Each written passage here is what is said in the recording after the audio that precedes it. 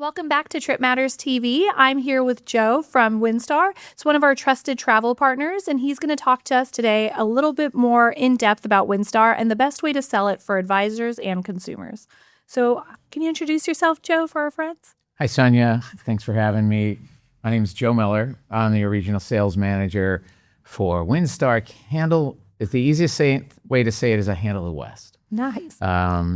There's 11 states in there. We don't need to go over all those states. The most important part is I also handle California, which is where you guys are at. And so I handle the TripMatters account. So anybody within the TripMatters account, no matter where they live, they're going to work with me. And I've been doing this for about 4 years now at Windstar Cruises, and I absolutely love it. So I'm here to just talk about my favorite product. I'm excited. And, I think we're really excited too, because you, as you mentioned, you oversee key accounts and national accounts. So we get a real top-notch rep for us. So I think it's really exciting. You do. I try not to dip my toe into the national accounts too much unless I get pulled in. But definitely all the key accounts that I have and the host accounts that I have here on the West Coast. Wonderful. Well, let's get right into it. So when it comes to Windstar, it's actually two different products. Walk us through the difference between the sailing ships and the all-suite motor yachts and who each one is really for. Well, first, our products are small. So we actually call them all yachts, right? We don't use the word ships at all. Because we are small. Our smallest ship's 148 passenger. Our biggest ship is 342, which makes it awfully unique in the industry. Everybody else is getting bigger. Even the small ships that used to be small ships are now 500 passengers or bigger. And ours are small, and we're staying small. And you're right, we do have two distinct products, sort of, right? We have our sailing yachts and we have our all-suite motor yachts. Now, the sailing yachts actually are our smallest ships and our largest. Two of them are the 148 passenger Windstar and Windspirit. And then our largest ship, the 342 passenger Windsurf, which is my personal favorite ship with the best bar at sea off of the back of the ship, indoor, outdoor bar where there's music playing and a great place to either have a cocktail as you're sailing away and the sails are rising up as the sun is setting, or just under the stars in the evening after dinner. It's just an amazing spot to hang out. That is definitely my favorite ship, but it depends. Some people like that smaller, really smaller, intimate experience on the 148 passenger ships. Now, when we say they're two different products, they are, because one's sailing ships and one is an all-suite yacht. The sailing ships or sailing yachts are really about being in warm weather, warm water. In fact, they only sail in warm weather, warm water. You're only going to see them in the Med. You'll see them in Greece. You'll see them in the Caribbean. And we'll talk about it in a little bit. One of them is going to be heading out to the South Pacific as well. None of our sailing yachts have any kind of balconies. Okay. Right? And they can't. They are too close to the water line as far as the decks go. Well, when we say they're yachts, they're yachts. I don't know if anybody has ever seen a super yacht with a balcony on them. They don't have them. Their balcony is the deck. Yeah. That is where they hang out. And so these sailing yachts are casual, as all of our products are casual, but they have even a bit more of a casual feel, because really hanging out on deck is the thing on these ships, no matter where we're sailing or just sitting in a port. That's what people like to do. Our all-suite motor yachts. Now, those are a little different. They're a little more refined, right? So it depends on what kind of client you are, what kind of client you have. If you're a sailor, you're going to like the sailing yachts, right? If you're even a boater, you're probably going to like the sailing yachts for sure. But you're always going to have clients that need space, right? They need a little more space. They want a bigger suite. Whereas, the Surf is the only one that has multiple suites on it as far as our sailing yachts go. But the all-suite ships, they are what they say, all suites, right? Every one of them, even your entry-level suite. So we've got 5 of them now. Oh, wow. 4 of them in the water, one coming in December. We've got this Pride, the Breeze, and the Legend. Those are all 3 identical all-suite yachts. They are 312 passengers maximum. Yeah. Every suite is minimum sized 277 square feet. Even the entry-level porthole suite is 277 square feet. Every suite has a walk-in closet on those ships. Say less. Nice, right? So if you have clients that like to travel with a lot of clothing and large suitcases like my wife, that is a good size suite for them. And then every suite also has double sink vanities on that. We have walk-in rain showers on those ships.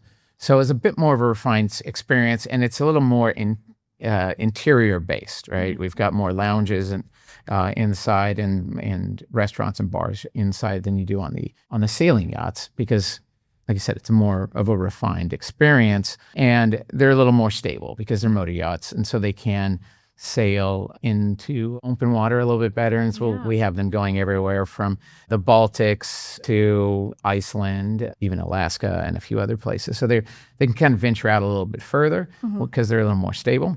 And then we have our newest ships coming, the all-suite Star Seeker. She came out in January of this year, and the Star Explorer comes out in December of this year. They are 224 passenger all-suite motor yachts. Yeah. So when I said we are unique in where we fit in the category of cruise lines, in that sense, we're not getting bigger, right? Our newest ships are actually smaller than our current motor yachts, 224 passengers. And once again, those are all suites. Those are brand new. Yeah. And they're amazing. The Star Seeker is sailing right now in Alaska. She's getting up close and personal in Alaska, getting right up to the glaciers, launching Zodiac and kayak tours into the ice fields of the glaciers. So she's able to get real close. Both these ships were built to expedition standards, so that we can do a lot of cool things with them. Now the Star Explorer is coming out in December. She will be in Europe year-round. Yeah. Right. And these ships really do feel and look like super yachts. Okay. They even have a ducktail off of the back of the ships with a nice stairwell off the back going off to them, which is where we have, as we have on all our ships, we have marinas where you can go and jump off the back of the ship in warm waters. Of course, warm waters, we don't do that in Alaska. But in Alaska, we do launch the Zodiac and kayak tours off of the back of that platform off the back of the ship, which is really exciting. Where they are the same all of our ships are casual. For this interview or this fireside chat, am way overdressed for my ship. Right? Wow. No jackets required. We have no formal nights. In fact, we don't have theme nights on any of our ships. The only thing we require people to do is to wear some kind of a collar for the men. It's mostly for the men. Right. Women kind of know how to dress, so we really give the instructions to the men to wear some sort of collared shirt. Could be a polo, could be a button down, whatever they want. Khakis maybe, and mostly, more importantly, for men and men only, no open-toed shoes, no flip-flops, no Birkenstocks. Nobody wants to look at a man's toes when we eat dinner, so we kind of like to throw that out there for the men. Wow, that's incredible. Now, you kind of had me sold on the shoe policy, the indoor-outdoor bar, as well as the walk-in closet. But aside from me, what kind of traveler falls in love with Windstar? Well, our age range, right? Let's start with the age range. Our age range is anywhere from 40 to mid-70s, probably mid-40s to mid-70s. That's sort of the sweet spot. In reality, it's probably 50s to mid-70s. Not that we don't get younger clients, some of our more tropical areas that we go to, where we get some honeymooners coming on the ship, sort of skews it down. We do get some multi-gens that come aboard, and that kind of helps skew it down. But in general, really, 50s to mid-70s, they're active clients. They are typically couples that sail with us. Like I said, we do get some multi-gen. You can be 7 years old and up to come on our ship. We don't have kids programs, but we do have a marina off the back. So if we're in warm water, the kids do love jumping off the back. I always say for people, they're bringing a kid. If you would bring your kid to a boutique hotel in Europe, you can bring them on our ship, and they'll have just as good a time. Our clientele, they're usually well-to-do, right? But they're well-to-do without you really knowing it, right? It's not flashy. We have to call ourselves the unstuffy luxury product. You could be sitting next to that person next to you, and they could be worth millions. You would have no idea. That is our typical kind of client. Yeah. They are usually friendly. Our crew ratio is 1.5 passengers to every one crew member, which is really one of the best in the business other than expedition ships. That means they know your name. That means they know your what kind of cocktail you want. Right, that means they know how you like your latte, which really helps me because my wife has a very complicated latte, and I think it's soy, but it might be I don't know, oat milk. Can't remember if it's foam or no foam. It's okay, they will remember. But they remember it for me every time I walk up how she likes her latte, which really helps me, makes me look like a total rock star. So the advantages of that, and one of the great things about it is since our crew treats everybody like a VIP, no matter who they are, and they're walking up to you and they'll say, "Hey, Miss Sonia," as they are. It could be somebody who's just sweeping something up, and they might say that to you, or the bartender says, "Hi, Miss Sonia, I've got your Cosmopolitan for you," or whatever it is that you like. The person sitting next to you at the bar suddenly hears your name, and now they know your name, and they're another passenger, and so don't be surprised if somebody starts talking to you, because now they know your name too. So people begin to meet each other a lot on our ships, and they get very friendly with each other. Not that you can't be secluded on our ships, and you can go find a quiet corner, you can, but it's a very casual, relaxed atmosphere on our ships. Wow, that's impressive. And I'm all about community, and I know our friends at TripMatters really love the client experience, loves to bring, travelers together. We love doing group travel. I think that's a really great entryway to having that experience on a cruise.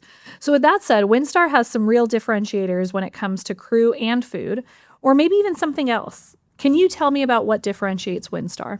Well, I hit on the beginning the crew ratio, right? And that helps a lot. We treat our crew really, really well. In fact, the president of our company, Chris Prelog, he started out as a dishwasher for Seabourn which is the Star Legend, which is now one of our ships, back in the 90s. And so it really explains, he really cares for our crew. He knows, and we all know, that if we take care of our crew, they take care of you. Right? If a happy crew is a happy client, and a happy client rebooks. So that is, we take a lot of pride in that. In fact, we just did major refurbishments to all of our sailing yachts. We're putting in millions of dollars into them to make them look like modern sailing yachts, and they're beautiful. Last year, we only had time to do all the public spaces and premium suites, but then we had to choose between doing our staterooms or doing the crew quarters. Well, we chose crew quarters because it was more important for us to make sure that crew was happy than making sure that the passengers had the latest, greatest stateroom. Right. Now, they are getting the latest, greatest stateroom. In fact, the Windstar has already gone through it. The Surf's going through it here in November, and then early next year, the Spirit will have it as well. So they'll get their refurbishment, but we needed to make sure that crew was happy. And that just tells you everything you need to know. People know our crew. They become Facebook friends with our crew. The passengers follow them. It's a pretty great experience. In fact, right before the end of the cruise, it's the second night before the end of the cruise, we have a crew talent show. Wow. And everybody shows up. Wow. Sounds corny in the beginning. First time I thought, oh, this is going to be corny. But by the time you show up, you now know a number of crew members, and you want to go root for them. And so they are really talented. Some of them can really sing. They do cultural dances. There's a couple of comedic skits that they might do. It's an amazing experience, and everybody's up and clapping and having a great time. And that's our crew experience, right? And that's what brings our clients back over and over again. And then I think, really honestly, that is one of the things that sets us apart more than anything. Because all of the other competitors that we have in this industry, being cruise line or a river or wherever, we all go to the great places, and we all have beautiful ships, but it's really the crew and how they make you feel is what to us is luxury, and it's what to us is what's important, and that is what is going to make you enjoy your trip even more.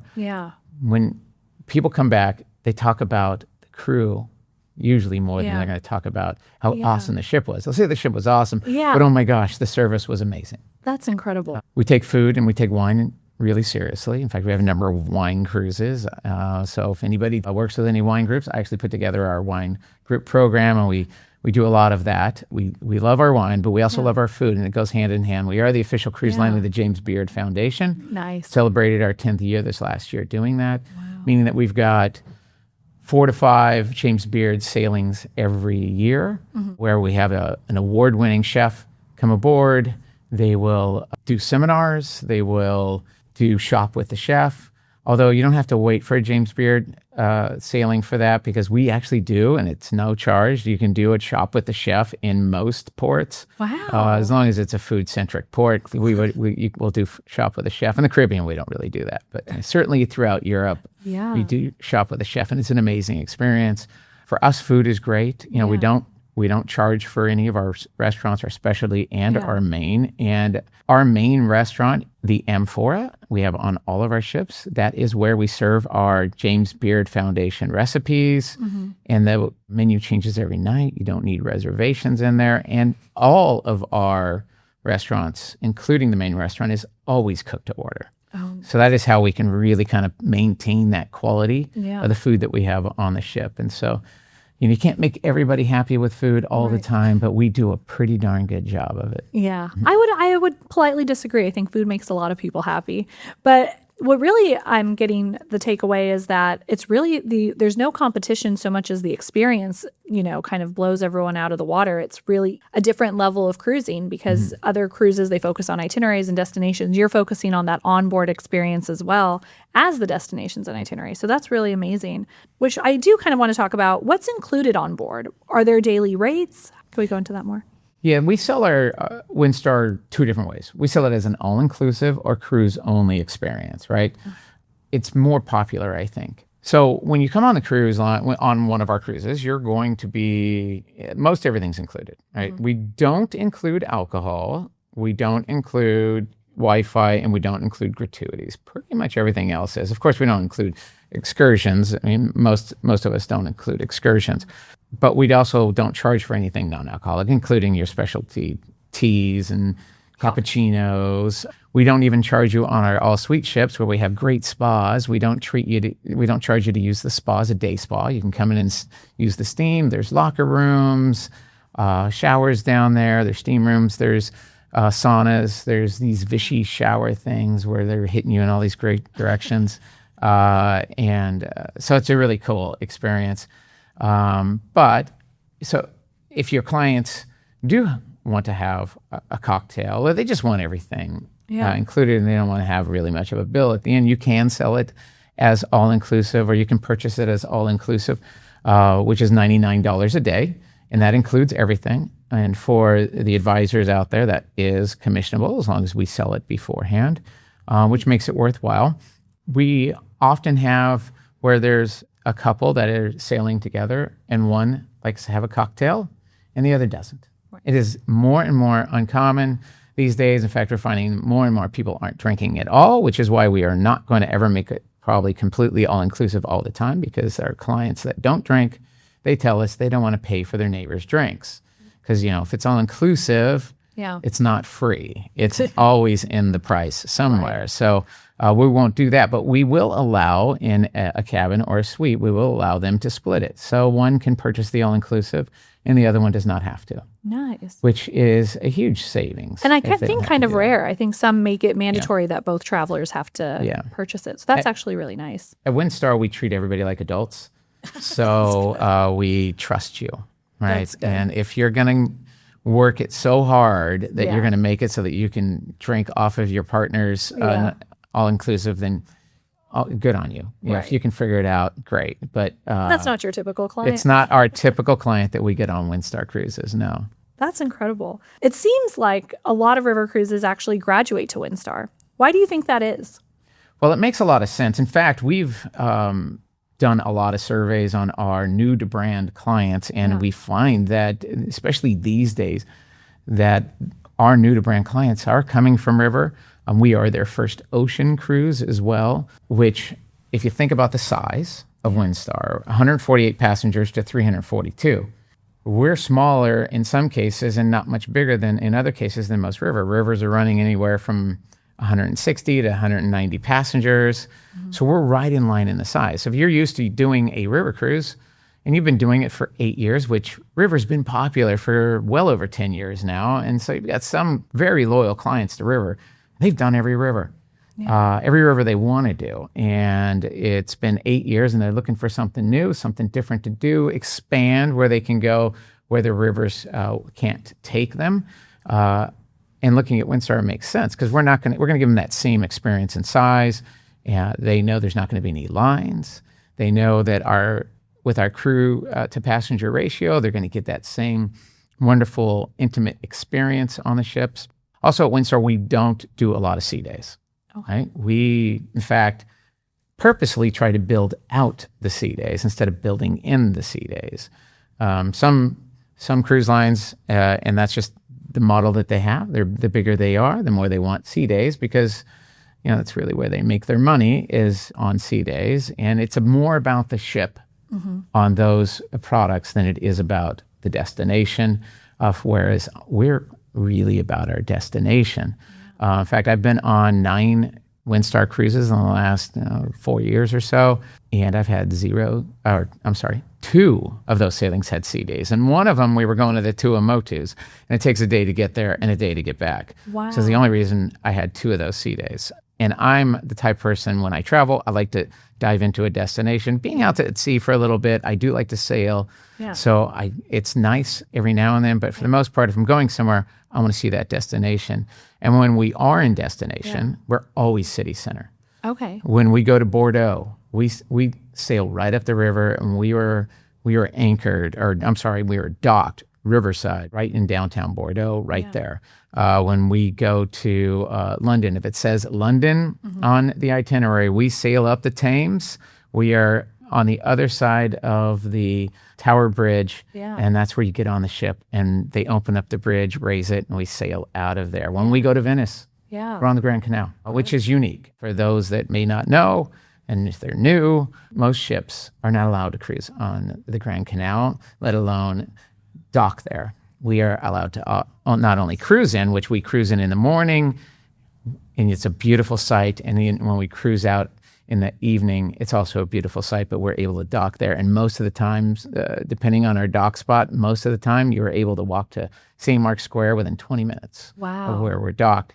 That's how we do things on Windstar. Even in Bangkok, we sail all the way up the river, and we're docked right in downtown Bangkok. Most ships are an hour and a half away in the harbor somewhere. So having that experience makes sense for a river cruiser, because river cruisers are used to being city center. That's what they like. It's a floating boutique hotel. That is what they like. That is what you get with Windstar. So if you're going to venture out, that is attractive to them. Last thing they want to be on is with 1,000 other people or more. They're used to 160. They're used to not being around a lot of people. That is why those clients are choosing Windstar for that type of experience. We're already traveling up some rivers anyways with our river ocean cruises that we have going, including up the Thames and the Seine and a few others. Yeah, well, it's incredible that the experience on board, even though you don't plan to stay on board, is so high level and so white glove. And then you equally invest in that in your itinerary. So I'd love to kind of go in a deeper dive into some of our itineraries. So can you highlight a few that you think are popular for first-time Windstar cruises? I know you touched on several, but what would you think are like the top 2 or 3 for a first-time Windstar traveler that you'd recommend? Inside scoop, if you will. Inside scoop. First-time Windstar cruiser, it really depends on the traveler, right? How much have you traveled? If you are newish to Europe and want to kind of have a regular sailing, our Rome to Barcelona sailing on the surf, the new Explorer next year. I know the Legend does it. We have a few of them that do this, or it does Barcelona to Rome. That's a real sort of great entry-level sailing for those that have not been to much of Italy, haven't been much of France or Spain, because you're starting in Rome. We go to Portofino on that sailing, where we're anchored right off the harbor of Portofino. We're there till 9 o'clock at night. There's a few different options on those itineraries. We either go to Nice, or sometimes we spend the night in Nice, and we are docked in Old Town Nice, or we will be doctor anchored off Monaco, where we'll be there till midnight. Wow. Some of those itineraries include Saint-Tropez, some include Cannes, and then off to Barcelona, which is one of my favorite cities in the world. That's a great sort of entry-level sailing, I think. We have lots of Caribbean sailings. If your clients want to do Caribbean, my favorite is on the wind surf. My favorite ship, our 342 passenger surf with the indoor-outdoor bar off the back of the ship. She does round trips out of St. Martin. So when we sail in the Caribbean, we sail in the Caribbean, not to the Caribbean. None of our sailings go there. They're either round trip San Juan, round trip Barbados, or round trip San Martin. So the San Martin trips, both of them, they're amazing. One goes towards St. Lucia, one goes towards St. Bart's. Nice. We spend the night at this place called Jost van Dyke, which only boaters go to. And it's an amazing spot. And like I said, when we go to St. Bart's, we're there till midnight.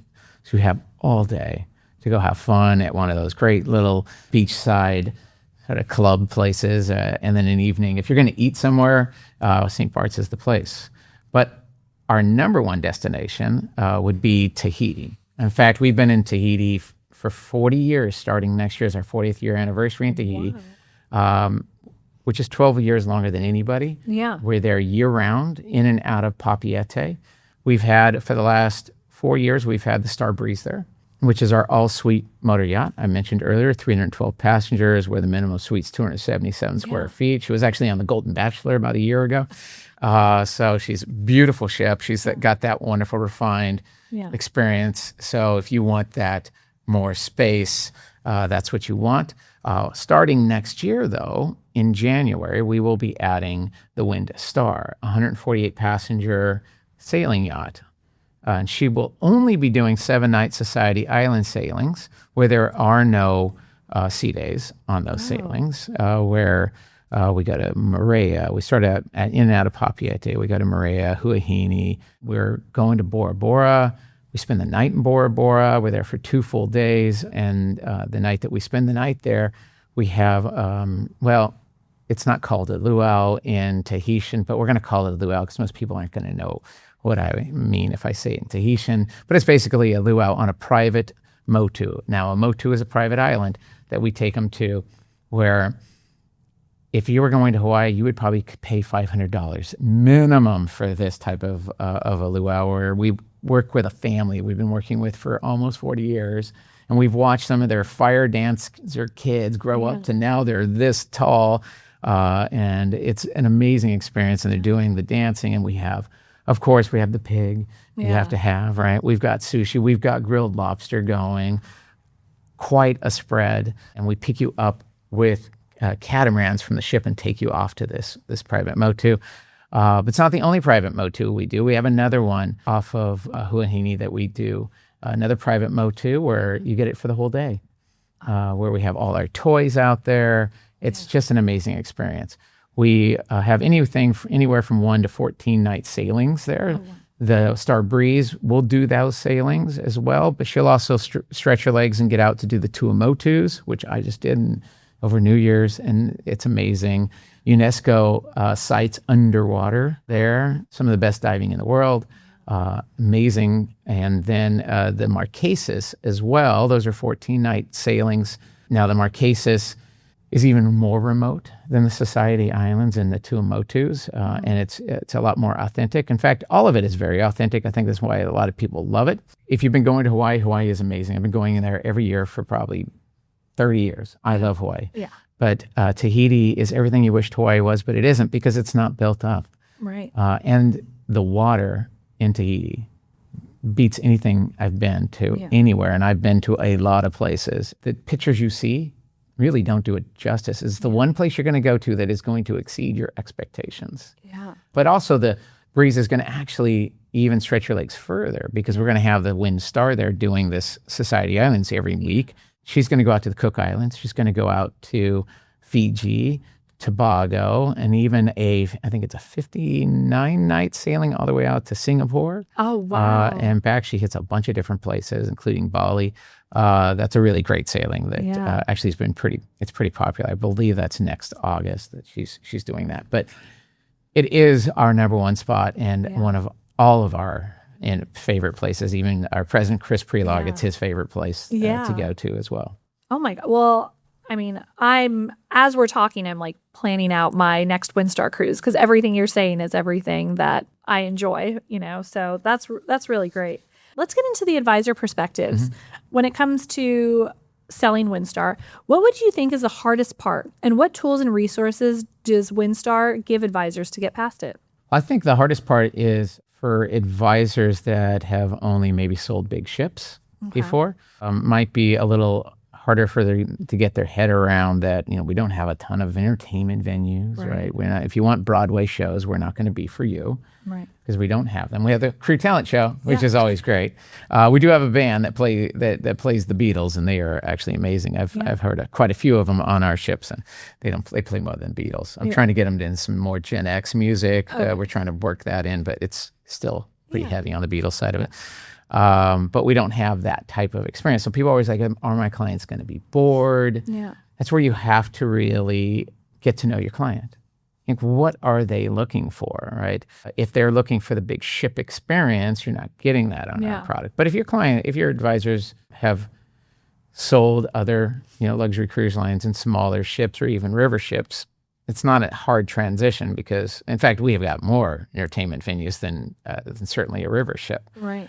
And getting to know really the difference between the sailing yachts and the all-suite motor yachts, that can be kind of confusing to some people. So I think coming onto our advisor hub, which we have for training, we've got tons of support on there, but we have a Windstar specialist training program on there, and it is all video.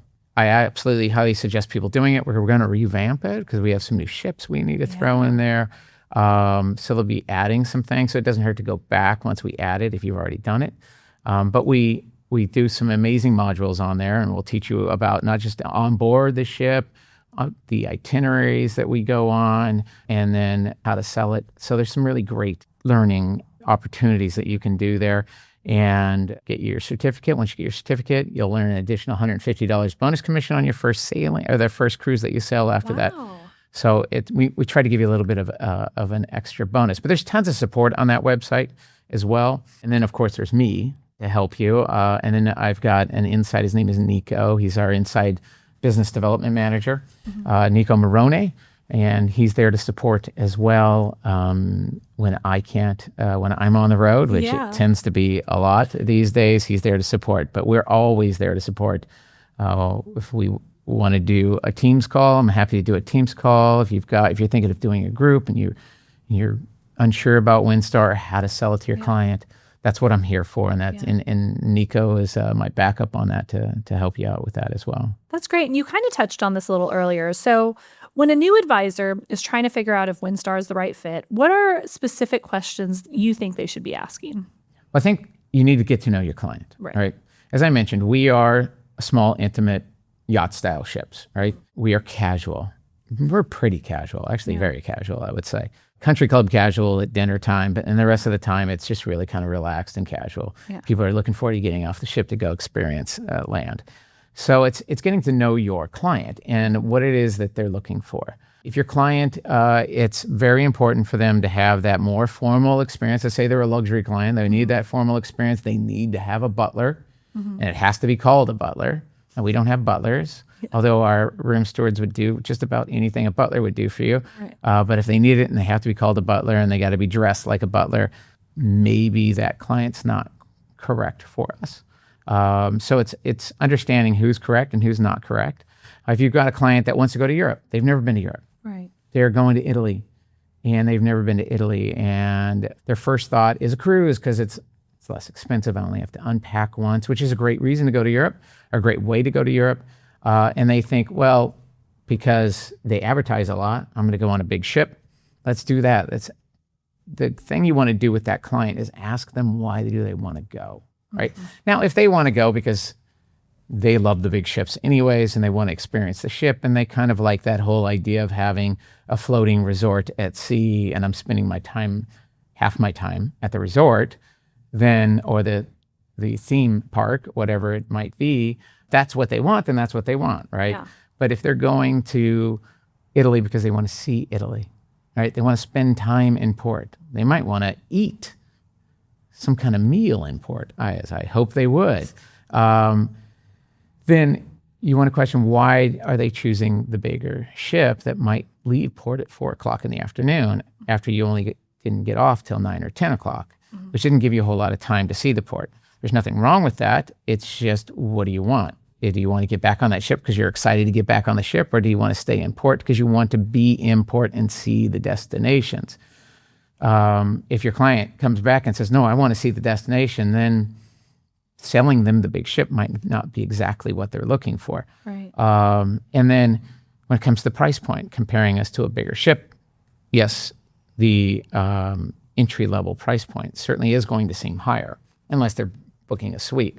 But my question always to people when they're thinking about their budget for their trip isn't, what is the price that you're paying today, 6 months out before you sail, or it's, what's the total price that you paid, including the price for the cruise and the price that you had to pay your bill when you got off of the ship. And I would venture to guess that, especially when people are paying up for balconies or higher on the bigger ships, they're probably going to come around the same price as us. So some people can afford it more than they realize that they can afford it. So our value is actually better than most people realize when you're coming up on us. So I think those kinds of questions are great to ask your clients. We're not going to be for everybody, but we're going to be for a lot of people, right? Yeah, it's great. And I think you're right. It's sometimes, value is so underrated. And I think when we can sell something based off value, it's not about like where you're spending your dollar, but how you're spending it too. So that's incredible. You did kind of touch on this again, so we don't have to, we can move through it. But a lot of advisors do not realize what the BDM relationship can do for their business. How should an advisor be using their Windstar BDM, you and Nico, and what does that partnership actually look like? You mentioned that we can always reach out to him and reach out to you as well, but walk us into like how we can get the best out of you. Well, that's a great question. I came back from Aston when I sat through this PATH symposium where we sit with a bunch of the people that run the host agencies, and this question actually came up. In fact, from a lot of the host agency members, they were talking that they need to teach their advisors how they should really be using their BDMs, their RSMs, their reps, whatever they have, right? How should they be utilizing them? Well, we should be utilizing us to help you grow your business, right? That's what we're here for. Now, there are administration things that come up.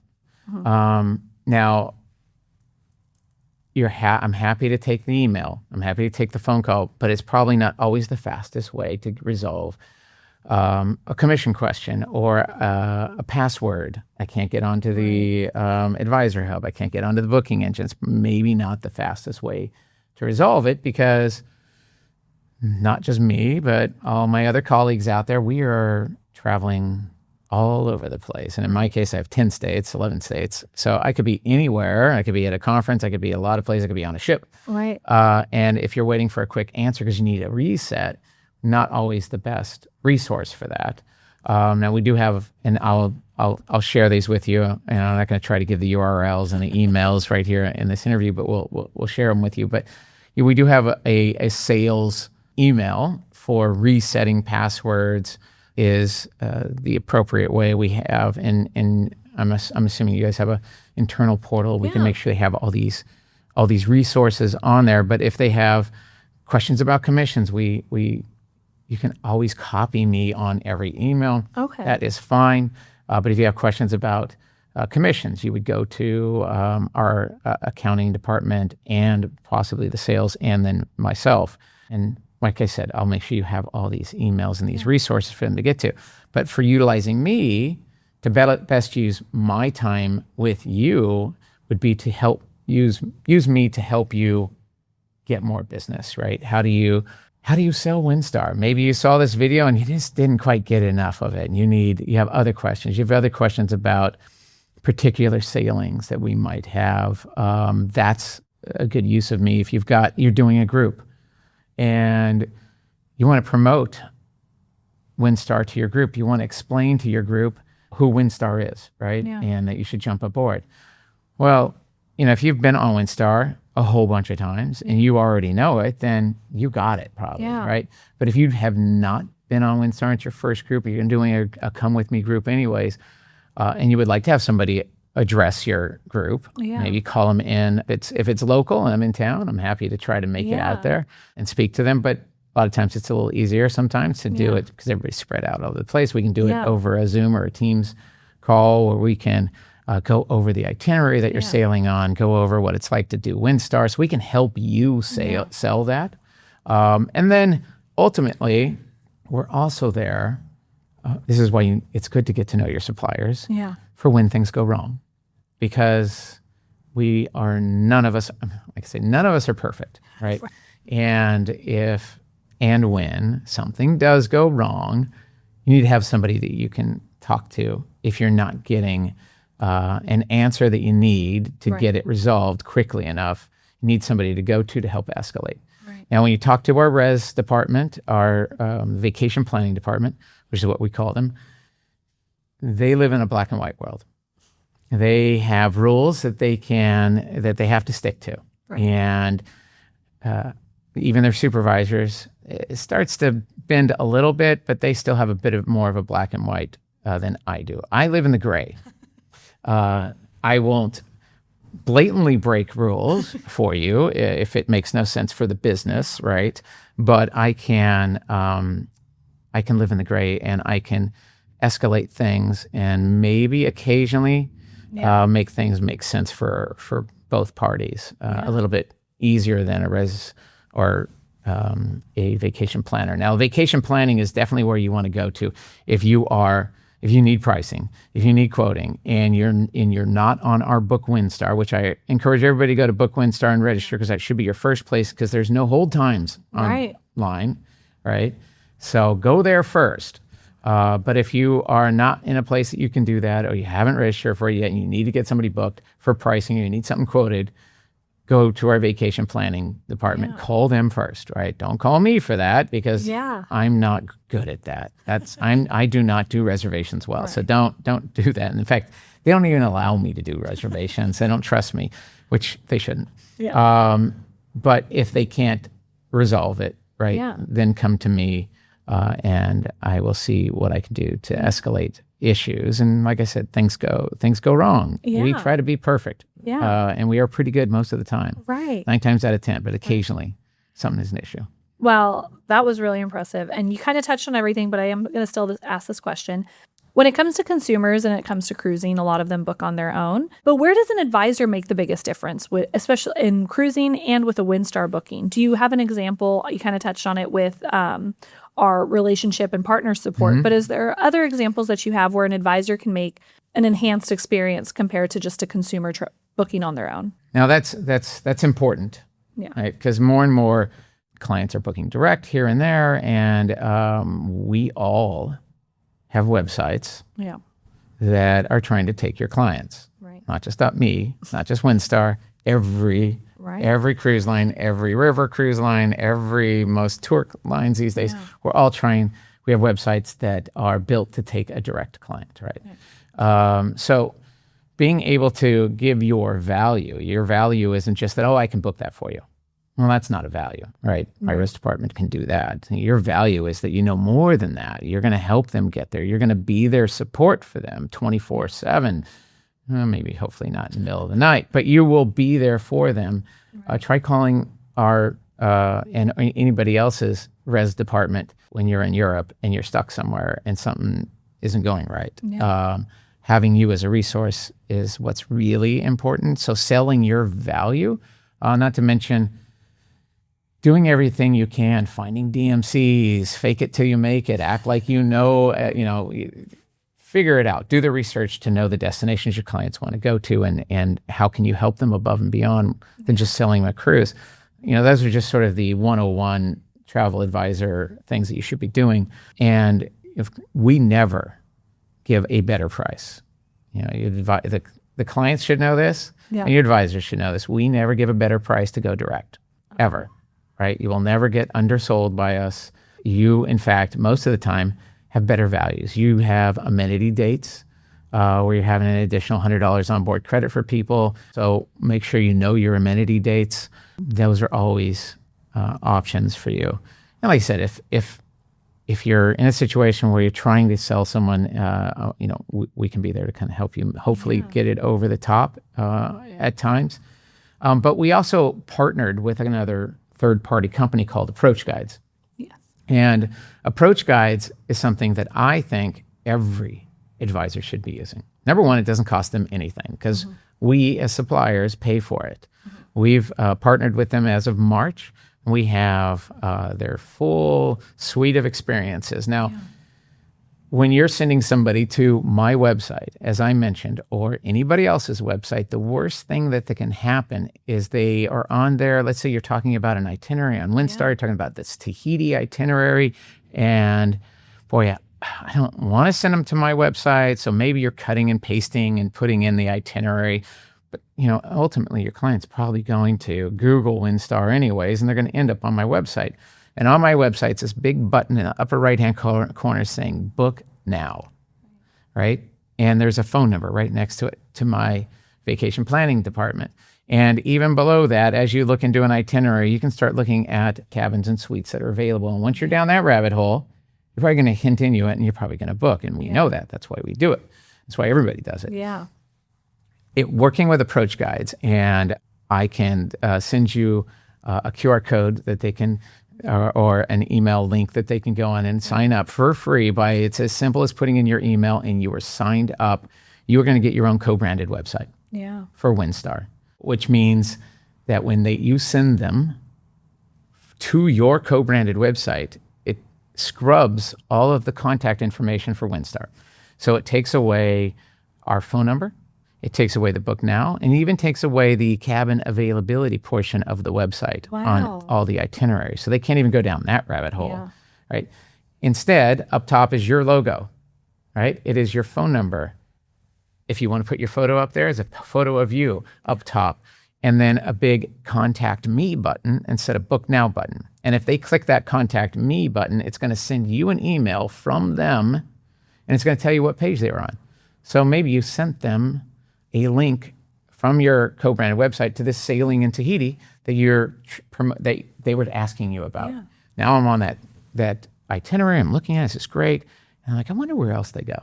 Yeah. And I click through it. It is the same website that we have without our contacts. So they're going to go through it. They could find Spain. They could find the Rome to Barcelona. Like, wait, I'm interested in this one. Yeah. And they hit that contact me button now. And it sends you, it's going to tell you they were looking at this itinerary, and you'll know the exact page they were on. Yeah. So you can click to it and you can find out you can research it and then call them and have a lot more knowledge about helping sell them, right? We can also help you with those with experiences. So they're called experiences. They're basically marketing opportunities for you. Yeah. We spend thousands and thousands and thousands of dollars building marketing, doing Facebook posts.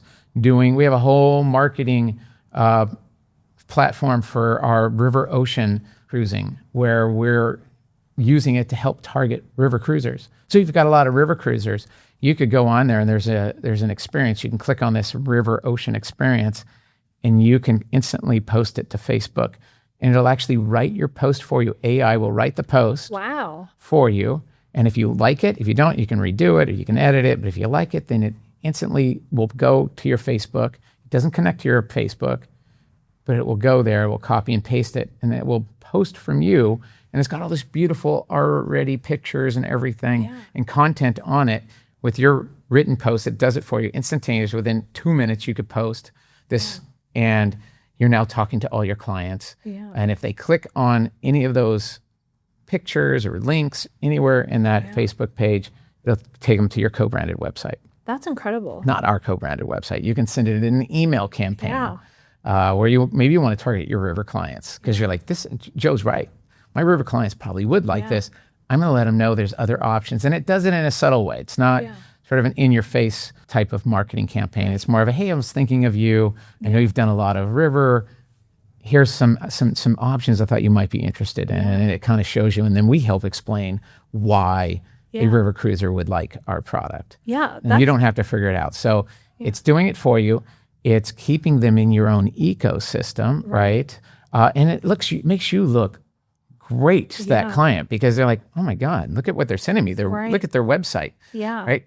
It's our website, but it's got all your content. It's like they must really be connected with Windstar Cruises, because their pictures on there, their logos on there, and this is Windstar's site. How did they do this? Yeah. So it makes you look more professional. And that's a really great tool. We actually do use approach guides, and to your point, working with partners is something that we really pride ourselves on. So on our TripMatters website, we actually have specific landing pages for our trusted reps that lead into approach guides and lead into these specific itineraries. So it points back to us as we work on these digital efforts. Because you're right, some people go and they shop online and they'll book with something. So it leads us back here. So those are great resources that we're implementing. So I think that's really great that you agree that, this is a way to move forward. So, well, I encourage them. If they haven't done approach guides with you guys yet, they need to go on their site and get themselves on approach guides, and then go find Windstar on there. We're one of the few ones that not all of us have the full co-branded website experience. We do. So